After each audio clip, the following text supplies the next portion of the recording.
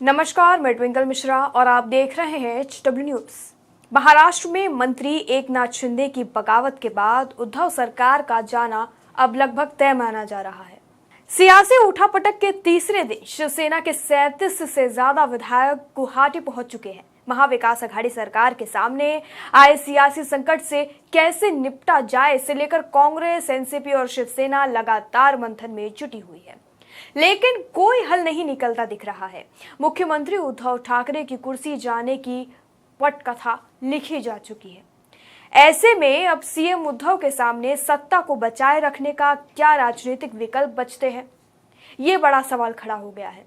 इसी के साथ ये भी एक सवाल है कि उद्धव ठाकरे की कौन कौन सी गलती है जिस वजह से उनके हाथ से उनके ही समर्थक उन्हें छोड़कर जा रहे हैं।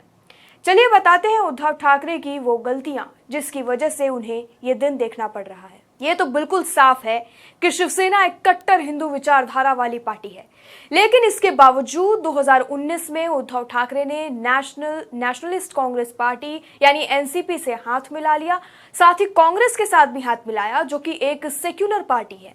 ये पहला कारण है जिस वजह से शिवसेना के शिव सैनिकों को ठेस पहुंची और उनके मन में पार्टी के खिलाफ कड़वाहट पैदा होने लगी।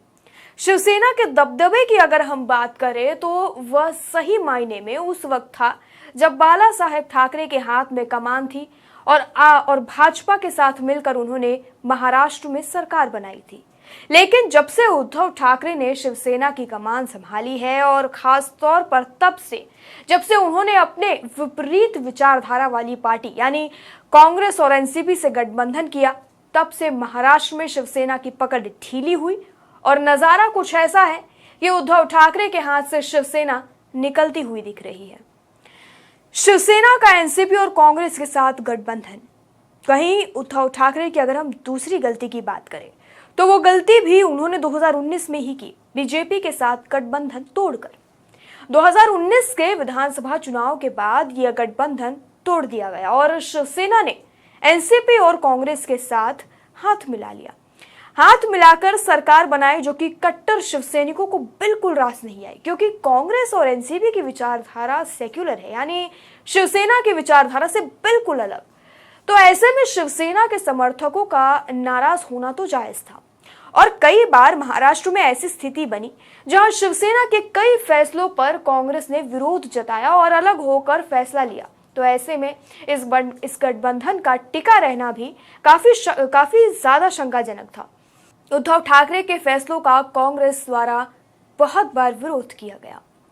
उद्धव ठाकरे की दूसरी गलती की अगर हम बात करें तो वो ये हो सकती है कि उद्धव ठाकरे के एनसीपी और कांग्रेस से गठबंधन के बाद से ही बोल बदल गए। उन्होंने कई ऐसे बयान दिए जो सेक्युलर थे और पार्टी में मौजूद कट्टर शिव सैनिक उससे नाराज होते नजर आए। लेकिन ये भी एक बात काफी हद तक सच है कि जब भी उद्धव ठाकरे ने कट्टर शिवसैनी होकर कोई फैसला किया तो कांग्रेस ने उसका जमकर विरोध किया। उदाहरण के लिए आपको बता दें कि जब औरंगाबाद का नाम बदलकर संभाजीनगर जोरों पर था, यह मुद्दा जब काफी सुर्खियों में था, तब उद्धव ठाकरे ने इस बात का पूरा समर्थन किया था कि उन्हें नाम बदलने से नहीं और कोई तकलीफ नहीं। उन्होंने साथ ही ये चीज कही थी कि वह पहले से ही औरंगाबाद को संभाजीनगर कह रहे थे, जिसका कांग्रेस ने जमकर विरोध किया था। कांग्रेस के अध्यक्ष बाला साहेब थोराट ने कहा था कि शहर का नाम बदलने से लोगों की जिंदगी में कोई बदलाव नहीं आता है, इसमें कहीं कोई विकास नहीं है। हम अपने इस रुख से मुख्यमंत्री को अवगत कराएंगे। इतना ही नहीं, शिवसेना ने 1991 में पहली बार औरंगाबाद का नाम संभाजीनगर करने की उस वक्त मांग उठाई थी।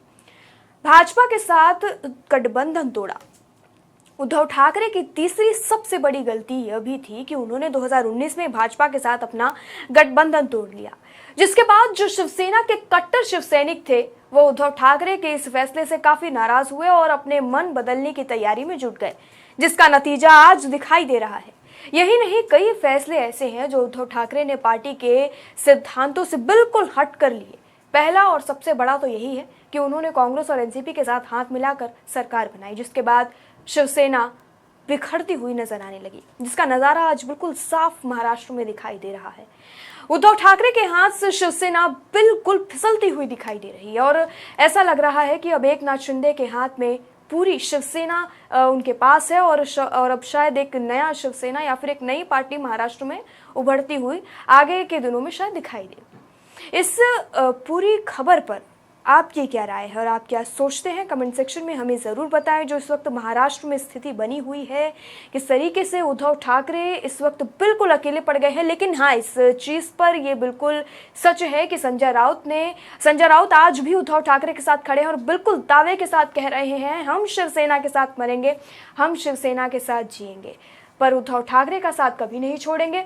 हाल ही में एक संजय राउत का एक वीडियो सामने आया जिसमें उन्होंने साफ कहा कि सीएम तो उद्धव ठाकरे ही बनेंगे। जो इस वक्त स्थिति महाराष्ट्र में बनी हुई है, इस पर आपकी क्या राय है और आप क्या सोचते हैं? आने वाले दिनों में महाराष्ट्र की स्थिति को लेकर क्या सोचते हैं, कमेंट सेक्शन में लिखकर हमें जरूर बताएं। वीडियो यही समाप्त होता है। धन्यवाद।